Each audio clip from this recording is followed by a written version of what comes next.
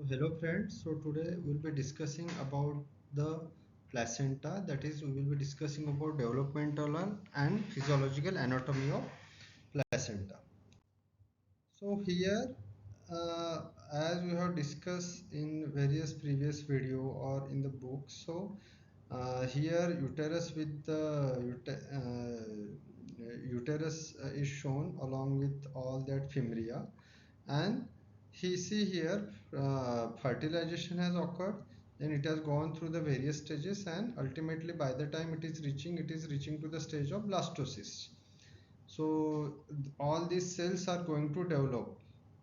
So now by the 7th day, what is going to occur? Implantation is going to occur. Now how does implantation exactly occur, and then how does placenta develop? That is our today focus. So whenever implantation is occurring, first stage is what? Hatching. Hatching means what? See here, blastocyst I am showing. Blastocyst is covered by cytotrophoblast, and cytotrophoblast is covered by zona pellucida, and this zona pellucida is going to dissolve it. So that is known as what? Stage of hatching. So hatching will occur. Now implantation, next stage is apposition. Now what is occurring here? Endometrial wall I am showing. Now this endometrial wall, it will be covered by this, means blastocyst will come in contact with the endometrium. So this wall is cytotrophoblast. So this stage is what? Apposition. After the stage of apposition, adhesion is going to occur. So adhesion means what here? See again, blastocyst, cytotrophoblast. So there is an interaction between cytoskeleton and matrix protein. There is an interaction between matrix protein and cytoskeleton. So this is, you can say, helped by various protein known as collagen, laminin, fibronectin, vitronectin, because ultimately various membrane has to be dissolved, various interaction should occur so that it should adhesion should occur. So what next then? Now after this, next step is what? Invasion. Now see, it is going to go inside now. So this is uterine endometrium along with blood vessel. Now see, it is entering. So this is blastocyst and cytotrophoblast. Now what has developed now? Syncytotrophoblast has developed. In this syncytotrophoblast, there are certain uh, syncytotrophoblast. Initially, there are no lacunae are there. Now here inside blastocyst, there are various cells which is going to develop into yolk sac, amnion, and ultimately fetus. So that we are not discussing. So right now our focus is on this. Blastocyst has entered, cytotrophoblast is formed, and syncytotrophoblast has formed. Now what next? Now it is going to go in the further development. As our development occur, this blastocyst will enter inside. Syncytotrophoblast will be covering all almost, and what is going to develop? Lacunae is going to develop. Lacunae means certain vesicles, or you can say cavity will develop, and certain blood vessels. These blood vessels are there in the endometrial gland. You know that in during the pregnancy, blood vessels or blood supply is going to increase. So this is going to occur next. Now again, see, if all blastocyst is now completely inside. Now what is occurring next? Now again, this syncytotrophoblast has further developed. Now see, lacunae has enlarged, this cavity has enlarged. Now see, there was a blood vessels. Now what is coming? These blood vessels are coming and they are making a contact with lacunae in a way that they are going to fuse with each other. So here I have tried to show that blood vessels and lacunae have fused with each other. Now if you see here, this cytotrophoblast, now what is going to form now? Chorionic villi are going to form now. So here I have shown two chorionic villi. Initially it is known as what? Primary chorionic villi. Now this is again initial stages. Now as progress occur, see what is going to occur. Now see here, Mesenchyme will is going to develop inside, you can say, primary chorionic villi. Now this primary chorionic villi will be called as secondary chorionic villi.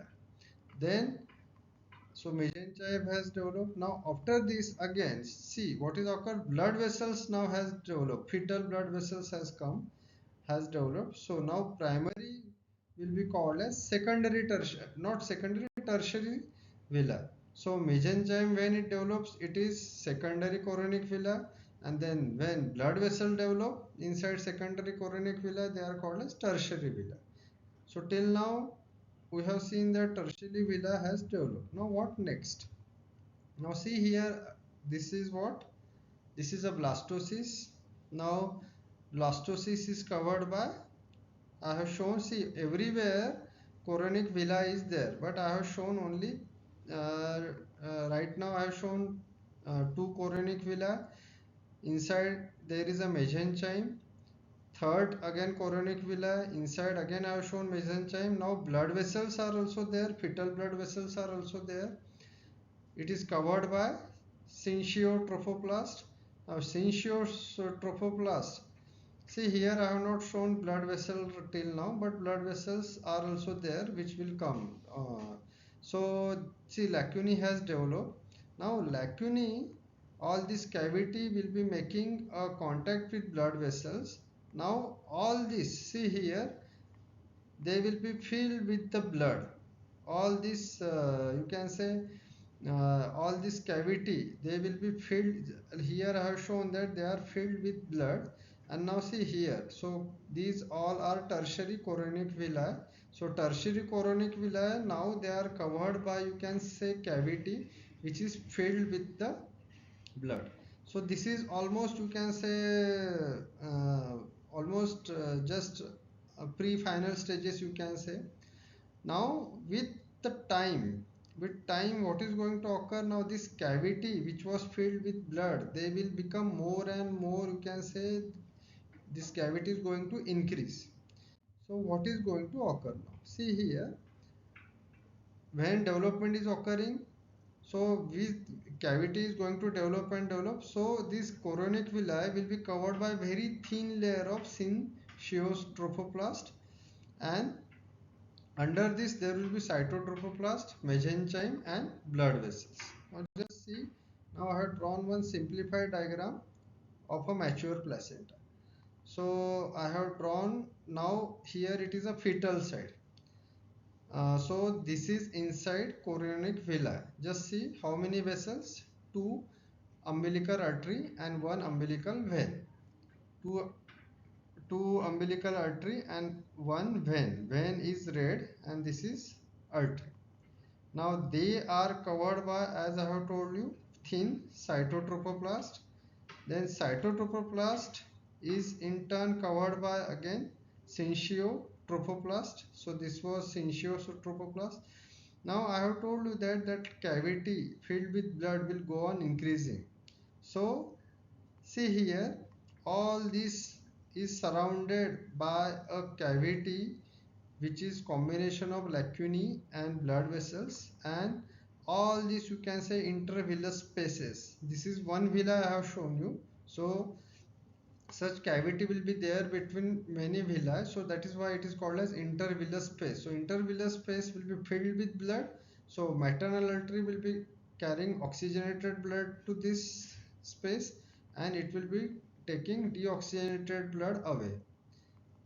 And there is a maternal decidua is there. So this line, this is what? Maternal decidua. This is maternal decidua. And see, this is going to the fetal side.